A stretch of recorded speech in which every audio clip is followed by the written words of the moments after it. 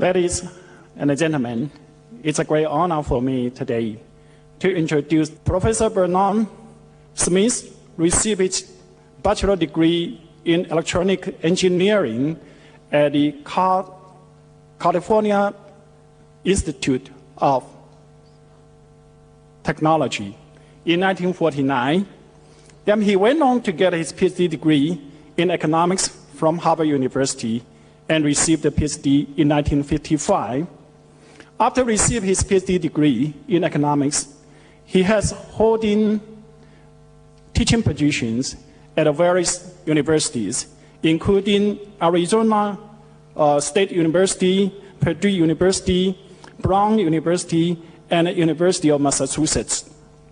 He is currently the professor of economics and law at George Mason University. Concurrently, he is the research fellow of Interdisciplinary Center for Economic Science and a fellow at the MacArthur Centers. All three institutions are in Virginia. He has been editor of 9 top international journals. He has received many honors, including honorary doctors of management from Purdue Universities, and he's been elected fellow of econometric societies, members of Academy of Arts and Science, and Academy of Science in the United States. Certainly, the most important honor he received is the Nobel Prize in 2002 for his contribution to establishing laboratory experiments as a tool in experience economic analysis, especially for analyzing the alternative market mechanism. Now let's welcome Professor Bernard Smith to give the lecture on markets, capital markets, and globalization. Now let's welcome Professor Bernard Smith.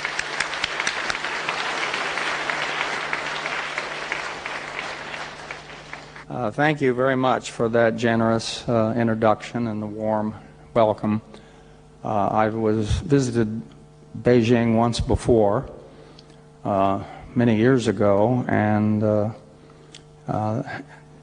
since then output is higher and pollution is lower, and it's a pleasure to be back and to see all these changes that have taken place.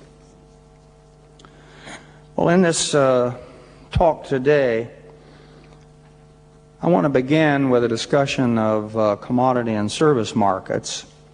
These are markets that we have studied extensively in the laboratory and apply the learning from these experiments to interpret some of the nature and function of these markets in the world.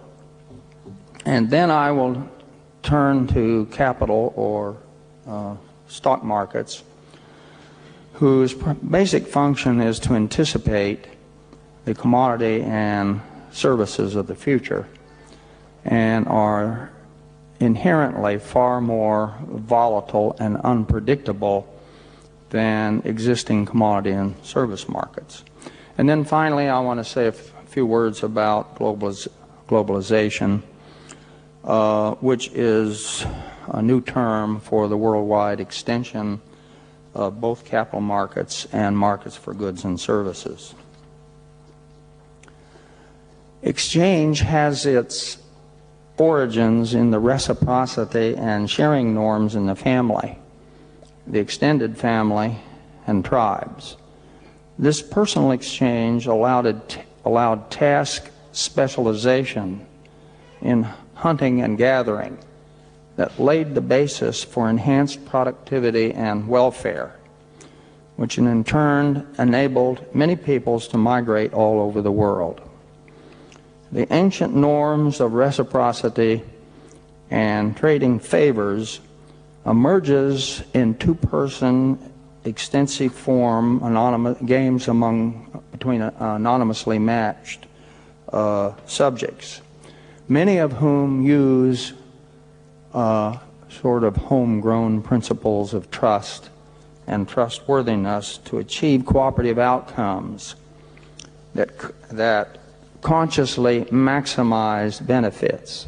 They voluntarily avoid choosing outcomes that take for themselves without giving something in return to their matched counterpart, which you'll notice is exactly what we mean by exchange or trade. When these same subjects who consciously cooperate for betterment in elementary two-person interactions come to the laboratory to trade in impersonal experimental markets, what do? They strive to maximize their own gain. And in this process, though, they maximize the joint benefit of the group without intending this outcome. But how do we know that the price discovery process in commodity markets yields efficient surplus maximizing outcomes? We have discovered that in controlled laboratory experiments that these recurrent flow markets are incredibly efficient, and these findings have been replicated many hundreds of times. Moreover, the subjects in these experiments are not aware of the group welfare maximizing ends that they produce. Each, in pursuing his personal gain, achieves group maximizing benefits that are not part of his intention. It's pretty remarkable over and over again to see people walk into a room, into a laboratory. I give them dispersed, private, secret information, values to the buyers, costs to the sellers, unknown to any of the subjects is the property that the values the buyers have generate a demand schedule, the costs that the sellers have generate a supply schedule. Unknown to them, that defines an equilibrium. The subjects know no economics. They know no game theory. They know nothing about supply and demand. Buyers are motivated with cash to buy low. Sellers are motivated to sell high. Through the rules of a number of different trading institutions that we've studied, if you repeat the trading over and over so that people have an opportunity to learn, these markets converge quite quickly to the competitive or the efficient welfare maximizing equilibrium that no one in the experiment is aware of or knows anything about. In these more complex environments, people nevertheless are able to aggregate that dispersed information using the rules of the market and whatever algorithms that they have naturally in their brains. Those interactions occur and they create these desirable outcomes. Commodity and service markets are the foundation of existing wealth creation. Each of us earns our income from no more than one or two sources. Yet think of all the hundreds, thousands of items that we use and consume throughout the day that are produced by others whom we do not know. The hallmark of commodity and service markets is diversity. Diversity of tastes, human skill, knowledge, natural resources, soil and climate, which in turn account for differences in values and costs that we use to define and motivate the gains from exchange in experiments that we study in the laboratory. The power of diversity to be extended and to serve human betterment depends vitally on exchange, both personal exchange and our intimate groupings and impersonal exchange through markets. Initially, diversity was possible and encouraged through sharing and reciprocity norms in the family, the extended family, and tribes. Thus, in stateless hunter-gatherer societies, the women and children gathered fruits, nuts, tubers, and grains. Men hunted.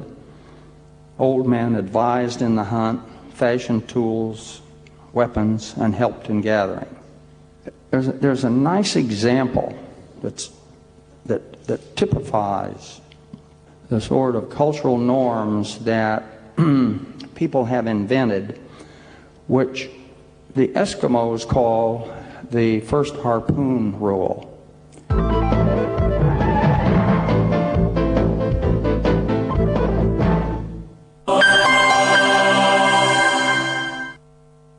世界的进步是从路开始，路带来生机，也带我们去到不同的地方。好比是人体的血管，把养分输送到身体的每个细胞。路上有许多不同的站，带我们更了解局势，接触更多资讯，拥有多角度的视野，感受世界的广阔，增进人与人之间的沟通。只要每天搭上这班车，时事直通车，今晚9点，凤凰卫视中文台。时事直通车由红塔集团独家赞助播出。山高人为峰，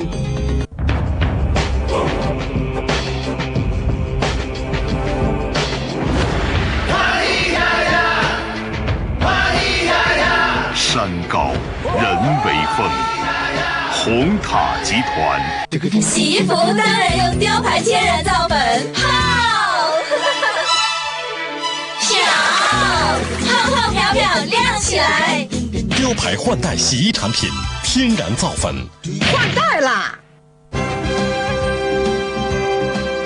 八喜临门，万事如意。山东青州。天长地久的灿烂光芒，精雕细琢的脱俗成品，名家名师说名牌，光彩夺目，与您相互辉映。完全时尚手册之美克美家之经典生活，周四晚上9点50分，凤凰卫视中文台。美克美家之经典生活由国际家具品牌美克美家特约赞助播出，发现经典，感悟生活。新闻不一定很严肃，用巧手绘心塑造一个轻松悠闲的资讯生活，把粘合生活的软性新闻和缤纷上色的趣味时事共冶一炉，还要拿捏时间，计算精准，才能够制造出一个完美的容器。冲泡一杯新闻下午茶，星期四下午5点3刻开始，凤凰卫视中文台。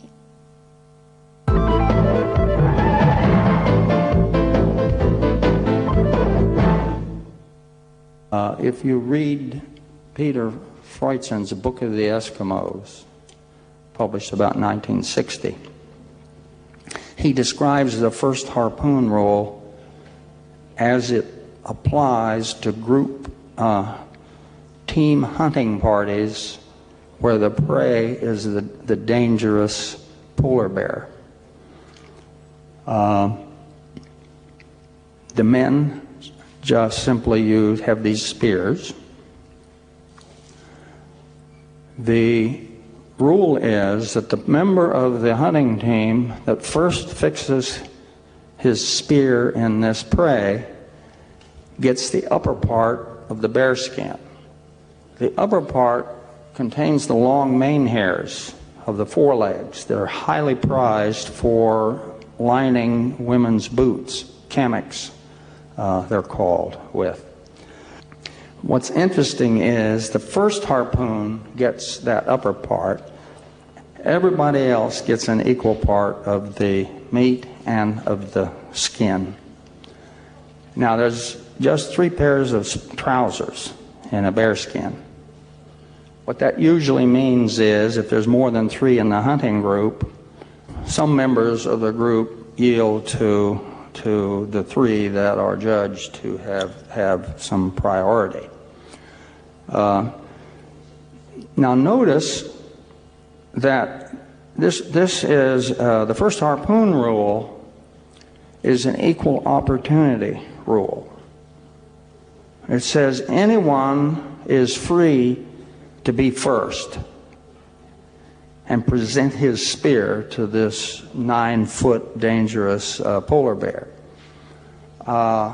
He who's first gets the great and therefore incurs the greater cost, and the greater danger enjoys the greater revenue, so to speak, the choice of this prized upper portion of the skin. All the others share equally. Now, that ethic emerges in social psychology experiments in the form in which when people are unable to discern any differences in individual contributions to a group outcome, they tend to prefer equal division. But when they can discern that the contribution of some is greater than others, then they prefer a rule of division, a proportional rule of division, where the larger share goes to those in proportion to their contributions. So these sort of ancient practices still are with us today in our normal day-to-day social arrangements. At many times and many places in prehistory, this exchange system, and notice that the first harpoon principle is basically an exchange system, was extended to strangers through barter and ultimately the use of commodity money. Indeed, early humans set the stage for a vast creation of wealth and well-being whenever a tribe discovered that it was better to trade with their neighboring tribes than to kill them. If you kill them, they can't produce something and trade it with you tomorrow, nor can you benefit from their unique skills, learning, art, culture, and experience. We have need of others and the diversity they bring to the table if we are to rise above bare subsistence. Through markets, we depend upon others whom we do not know or recognize or understand. We know not how and in what ways others contribute to our welfare and we contribute to theirs. Such are the long, subtle chains of interdependence through markets connected by prices. The welfare of each of us depends vitally upon the knowledge and skills of others with whom we trade through markets. Without markets, we would indeed be poor, miserable, brutish, and ignorant. If some were less poor, it would be because of conquest, theft, taking without giving in return, which can be sustained only for as long as there are others to conquer. Markets require consensual enforcement of the rules of social and economic exchange. No one said it better than David Hume over 250 years ago when he said that there are just 3 laws of human nature. First is the right of possession. Second is its transference by consent. And third was the performance of promises. These are the ultimate foundations of order, with or without formal law, that make possible markets and prosperity. Note that Hume's laws of nature are derived from the ancient Judeo commandments, thou shalt not steal, thou shalt not covet the possessions of thy neighbor, thou shalt not bear false witness. But these same commandments emerged in other religions the world over. The game of steal consumes wealth without encouraging its reproduction, while the game of trade sustains and grows abundance. Coveting the possessions of others invites an involuntary state-enforced redistribution of the gains from specialization and trade, endangering incentives to produce tomorrow's harvest perhaps as surely as its theft. To bear false witness is to undermine community, management credibility, investor trust and confidence, long-term profitability, and the personal social exchanges that are most humanizing. Turning now to the topic of stock markets, these are inherently far more uncertain than markets for commodities and services, because stock markets must anticipate innovations, the new commodities and services of the future. At the time of new innovations, the extent of their subsequent economic success is inherently unpredictable. In laboratory stock markets, even where fundamental value is well defined, inexperienced subjects produce great price bubbles and crashes.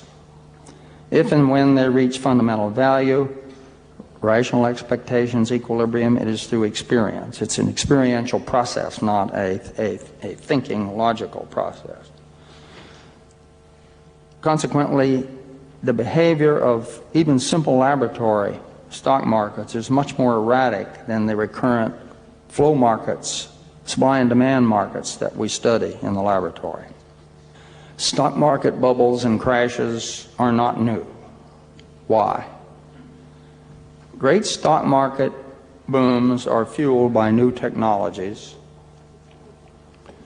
For example, in the 19th century, the steam engine allowed the steamship to replace the square rigger, the railroad to replace the mule team, and the stagecoach.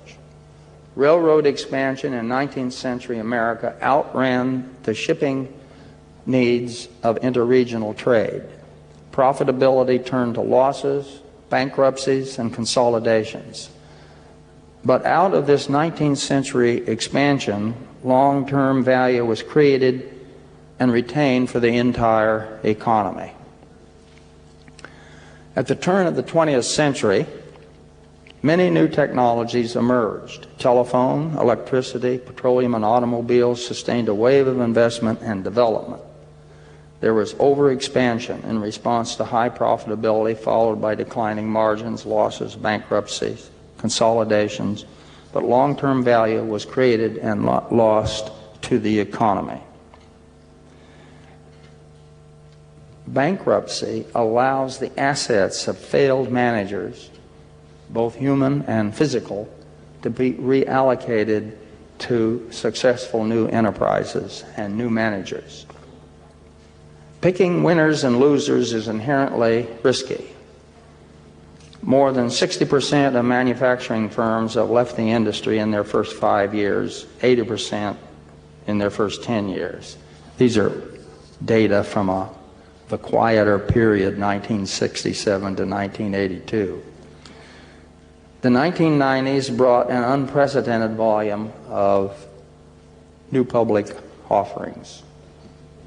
I'm sure that the history of that decade will record an unprecedented failure rate, but also, and much less visible, an unprecedented increase in long-term economic value for the economy. The current bubble and crash is fueled by new electronic, communication, computer, biological, and pharmacological technologies. Diesel truck engines are an example of long-term value in the old economy created by companies that are now severely stressed, if not in bankruptcy. Each cylinder in the new over-the-road diesel engine is computer controlled for minimizing fuel consumption under all road conditions, whether you're idling, accelerating, and meeting tough new emission standards under all these operating conditions. It is painful for those who risk investment in new technologies and lose, but the benefits captured by other industries and by the learning and consolidations that leave value for the few winners are retained as new wealth for the economy. This is the substance of growth, betterment, and the ultimate reduction of poverty. This is why almost everyone is wealthier than were their grandparents. But how can the individual pain be eliminated and the long-term value achieved with a policy fix that avoids the risk of doing more harm than good? We don't know. If you limit people's decisions to make in risky investments, an attempt to keep them from shooting themselves in the foot, how much will that reduce our capacity to achieve technological advancement? The hope of great gain by individuals fuels thousands of experiments in an environment of great uncertainty as to which experiment will be successful. The failure of many is part of the cost of sorting out the few that will succeed.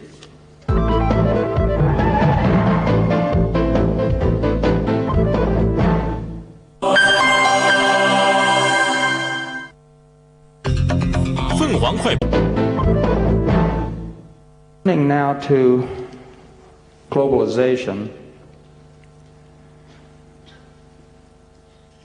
Globalization is a new word for an ancient process that began for us all when our Cro-Magnon ancestors walked out of Africa some 100,000 years ago.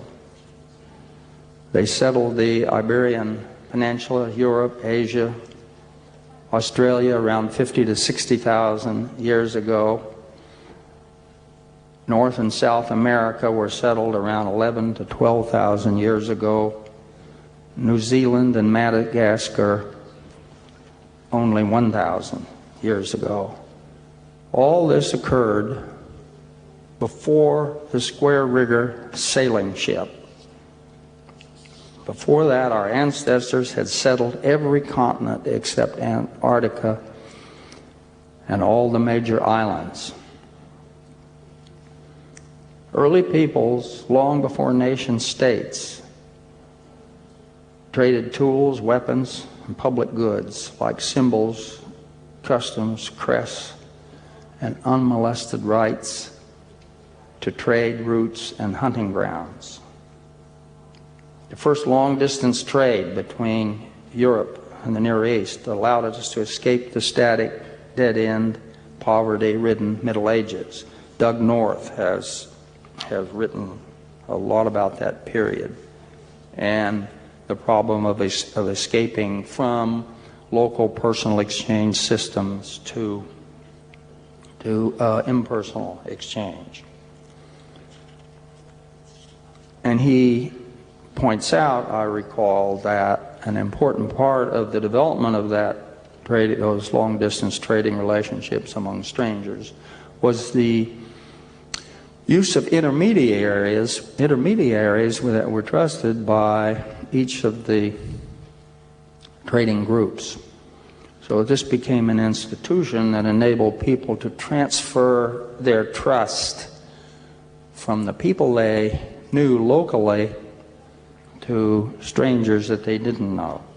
And that's the transition, I think, fundamentally does involve finding ways in which institutions can substitute for the trust that we have in our local world, where we're just dealing with people that we know well. The early explorations then, after the Middle Ages, were driven by a new technology, and particularly the great square rigger sailing ship. As commerce spanned the old and new worlds, there was a worldwide exchange of plant and fruit products. The Italian gourmet had not a single tomato until the plant was imported from the New World.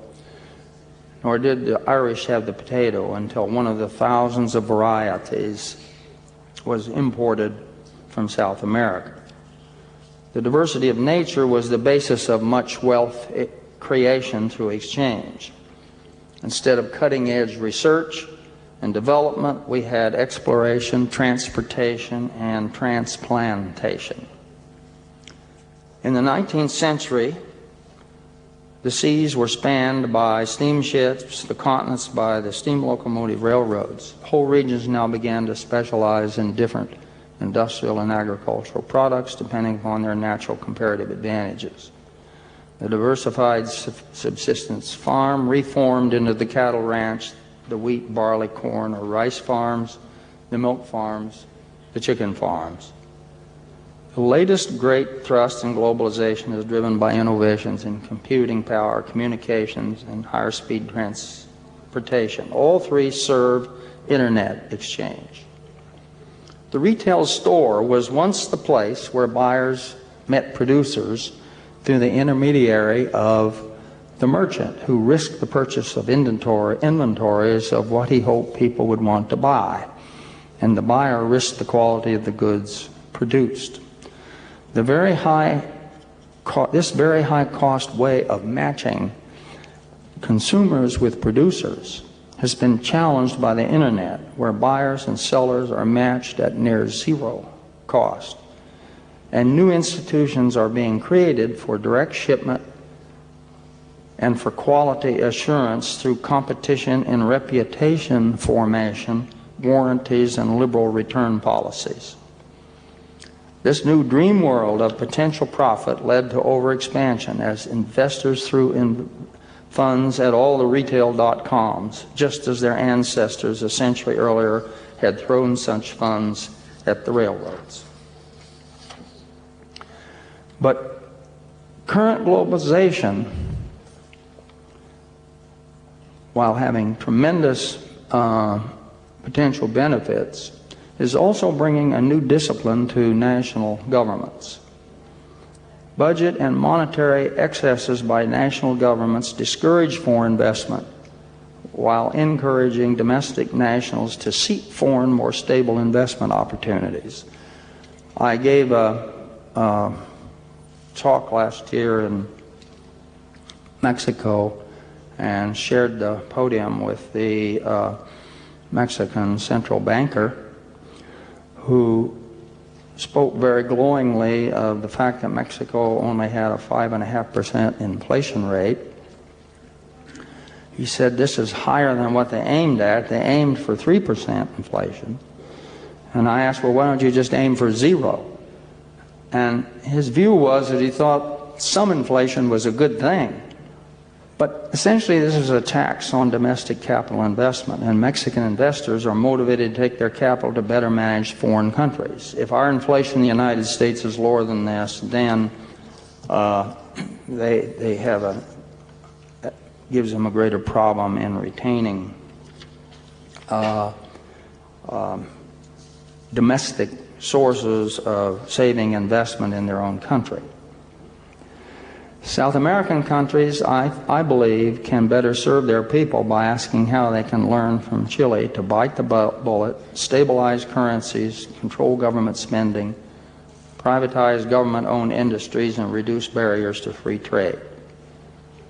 In particular, there is the need, emphasized by Hernando de Soto, for institutional change, enabling the owners of real estate and other assets to hold clear, fungible titles. Only in this way can exchange value reflect use value and facilitate internal development. In many countries of the world, South America, Egypt, and the Near East,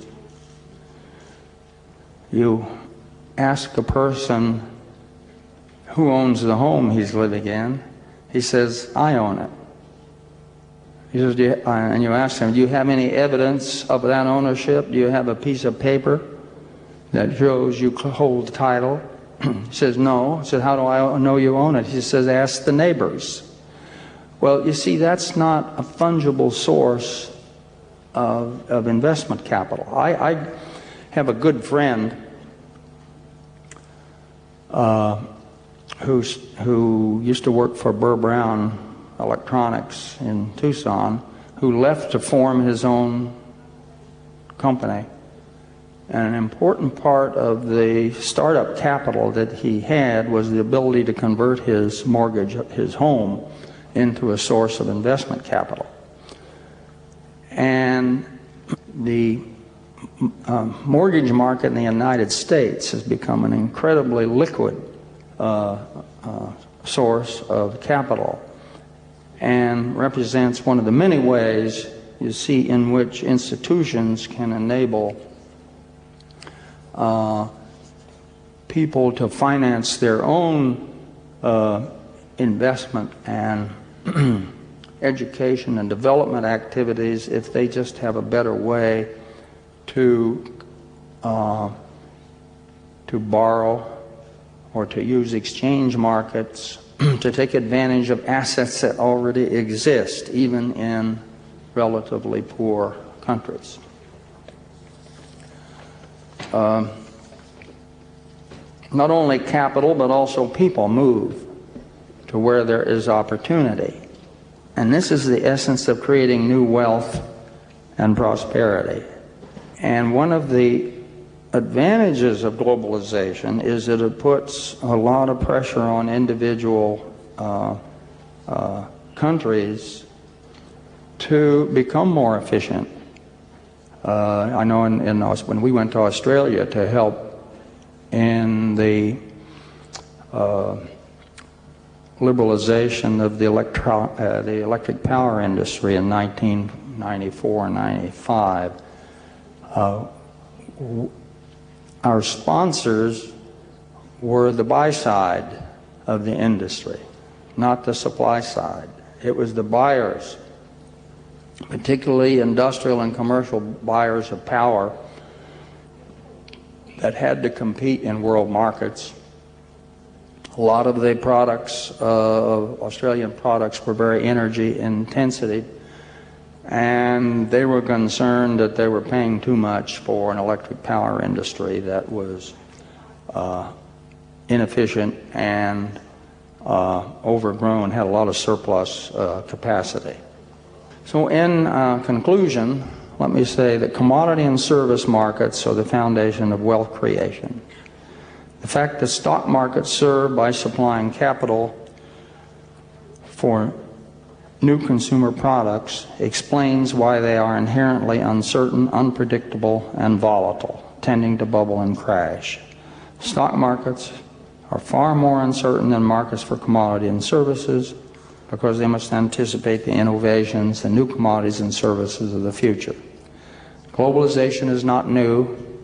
It's a modern word describing an ancient human movement, a word for humankind's search for betterment, migration, and the worldwide expansion of resource specialization, which today is determined by the extent of the development of markets. I believe fundamentally that it's a good word, a peaceful word.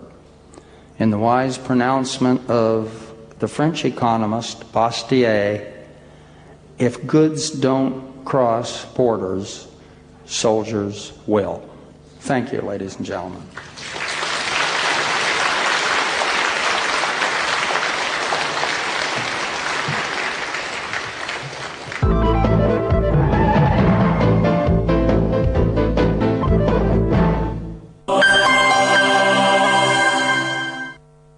一个无惧囚禁、争取平等，伊朗女法官西林伊巴迪；一个默默耕耘、刻画人性，南非小说家约翰马克斯韦尔库切；两位诺贝尔奖得主坚守信念，细诉人生理念。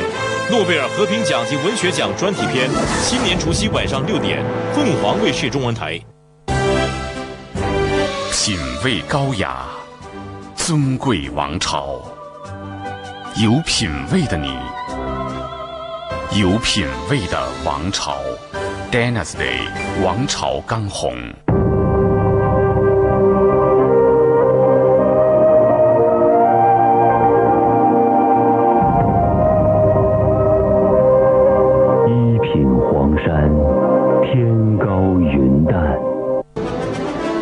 达姆被捕内幕。And it just takes finding the right person who will give you a good idea where he might be. 美国国防部长拉姆斯菲尔德谈萨达姆的落网。And he's not coming back, and that's what's changed, and it's obvious what's changed. 小丽看世界特别节目为您盘点1年来的世界风云。王朝特约，小丽看世界，今晚10点35分，凤凰卫视中文台。王朝特约小丽看世界由王朝葡萄酿酒的经典酒的王朝 Dynasty， 并连同三峡稻花香、浓三峡型滴滴稻花香赞助播出。每个星期六，让我带您进入一个绝对惊险的挑战世界。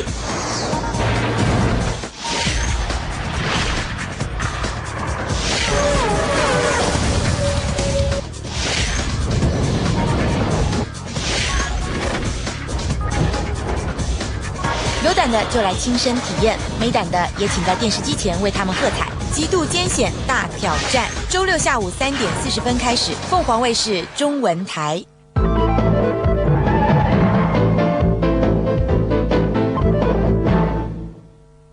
Thank you, Professor. And I have 2 questions. And in your speech, you mentioned that stock market is far more volatile and unpredictable than the market for commodities and services.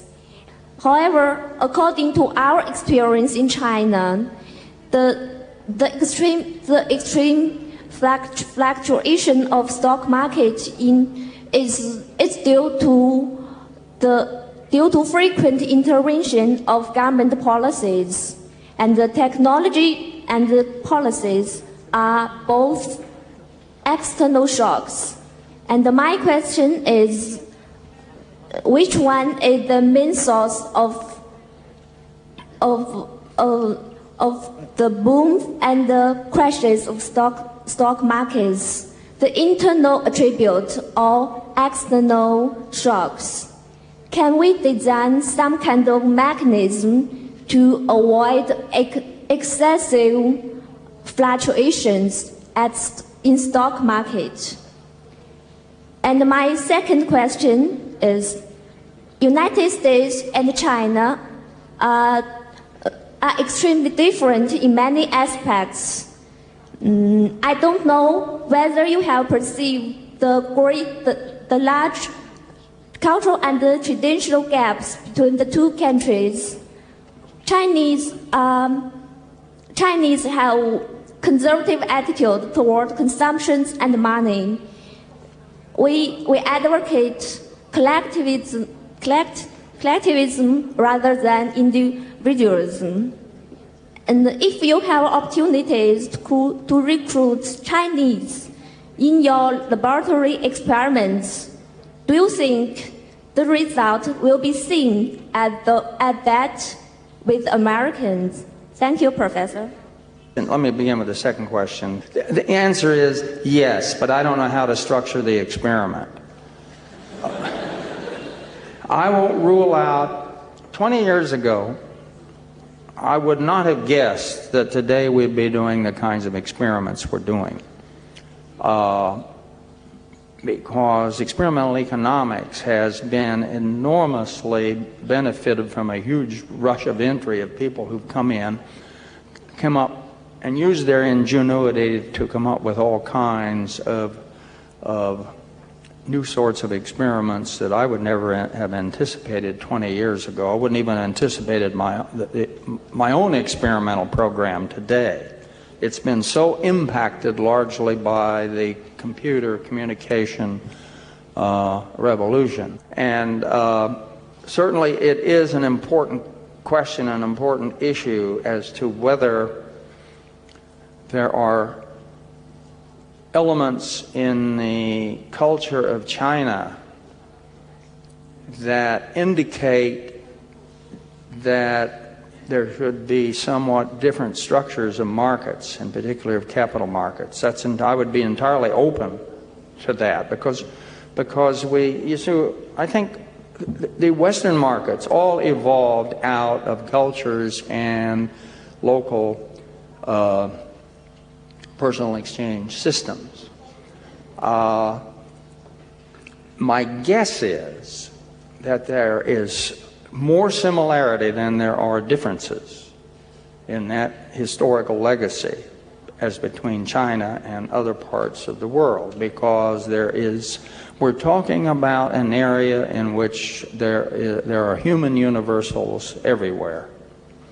The particular form that reciprocity in sharing norms take in different cultures can be quite different, but functionally they're all the same, and essentially they are exchange systems that enable task specialization to be supported.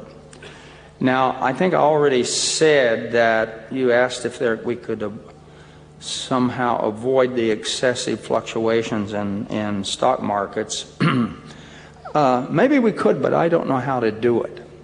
That is, I don't know how we can get the benefits of the discovery process that is involved in stock market bubbles and crashes. I don't know how we can get those benefits without also incurring the cost. I have reservations about a lot of the things I see in the way that stock markets are structured, say in the United States. For example, continuous trading. Continuous trading systems has never been clear to me that they don't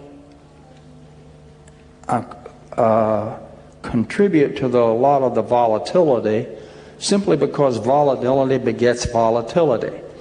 If in continuous trading, if the flow of orders coming into the market, the orders to buy and the orders to sell, come in, and sometimes there's more buy orders than there are sell orders, and you have fluctuations coming from that continuous change. Given that, it means then, if you're going to participate in the market, you have to worry about timing. You have to worry about timing because things are changing minute by minute. And this causes people to become very important, focus in an important way on the timing of trades. It's never been clear to me what the social benefits of that are. What's the alternative to that? So I think that the question of stock market, the structure of trading, is a subject that could be informed by experiment. One of the advantages that China or any new country has in coming along is they don't necessarily have to follow what the New York Stock Exchange does. They can try other ways of organizing those markets. The fact that you're starting later enables you to come into the modern world with technologies that that leapfrog over a lot of the technologies that built the American economy. You mentioned diversity in your speech, and diversity is good. And also globalization is good. My question is, what does globalization do to diversity? According to my own observation, when I went to the U.S. and I did some shopping in Walmart, and I was surprised to see so many goods made in China. I mean, the goods that I can see and I can buy here in Beijing. And when I came back to China from the U.S., I see everywhere McDonald's and KFCs. So it seems to me that globalization has made this world more uniform instead of more diverse. So what's your observation? Thank you. Thank you for the question. Diversity is, what I was meant in my use of the term diversity is that it's the diversity of skills, of resources, climates, potential product differences, that sort of thing, that sets the stage for great gains from exchange. Okay? And so, if you go back to the period of the great square rigger sailing ships, when people were discovering new fruits and plants and so forth around the world, and there was a big exchange going on, the new products already existed. No one had to create them. They were just spread out around the world. And the novelty of those products created a demand for them. And so that there was an export of plants and products from the old world to the new world and back. Now, insofar as people come to have similar tastes and preferences, insofar as that is true, then there may be a reduction in the diversity of products because, I mean, at the consumer level, simply because people all think they want the same things or things that look alike. And the question is, if the products, the thing is, if the new products that are displacing those old ones, the question is why? If there's, as long as there's no artificial impediments that keep the old products from being available for people to buy, they were free to choose, so that they can still choose those. No, there will be bound to be, I think, and we see lots of evidence of that, of a certain kind of a standardization that tends to occur. Partly because I think we're very much social creatures, so that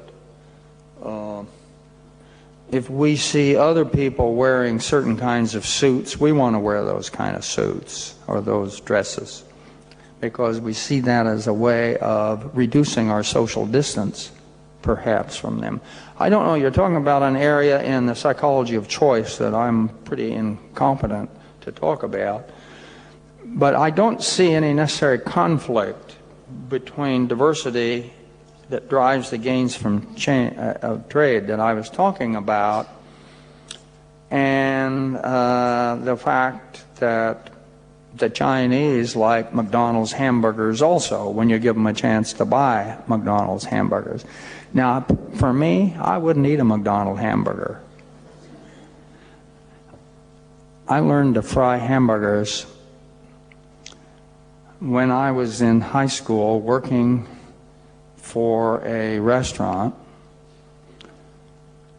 the proprietor of which really knew how to make a hamburger.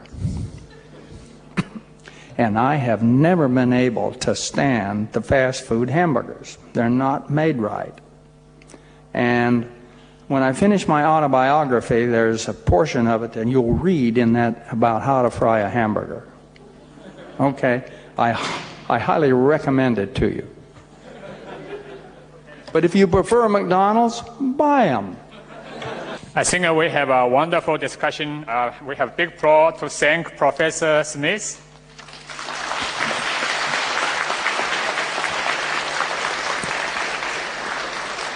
All the audience, faculties, and the students, thank you very much.